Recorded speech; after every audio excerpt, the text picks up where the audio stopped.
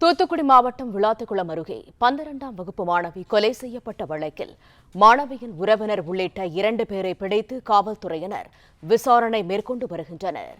கூடுதல் தகவல்களை தருகிறார் எமது செய்தியாளர் முருகானந்தம். விவரங்கள் என்ன? வணக்கம். தூத்துக்குடி மாவட்டம் விளாத்திக்குளம் அருகே உள்ள வேடநத்தம் கிராமத்தில் கடந்த 10ஆம் தேதி காணாமல் போன 12ஆம் வகுப்பு மாணவி சடலமாக கண்டெடுக்கப்பட்ட வழக்கில் குற்றவாளிகளை கைது செய்ய 10 தனிப்படைகள் அமைக்கப்பட்டு காவல்துறையினர் தீவிர விசாரணை மேற்கொண்டு வருகின்றனர். இதில் சுமார் 20க்கும் மேற்பட்டோரை பிடித்து விசாரணை செய்ததுடன் அதில் 5 பேருக்கு DNA பரிசோதனையும் செய்தனர்.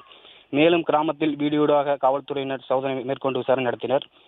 இந்த நிலையில் தற்போது இந்த மாணவி கொலை வழக்கு தொடர்பாக மாணவியின் உறவினர் மற்றும் ஒரு வாலிபரை பிடித்து தற்போது காவல்துறையினர் பிடித்து விசாரணை நடத்தி வருகின்றனர். மேலும் தமிழக சட்ட ஒழுங்கு கூடுதல் தலைமை இயக்குனர் மகேஸ்வர தயாள் தூத்துக்குடி மாவட்ட காவல் கண்காணிப்பு அலுவலகத்தில் கடந்த 3 நாட்களாக முகாமிட்டு விசாரணை நடத்தி வருகிறார்.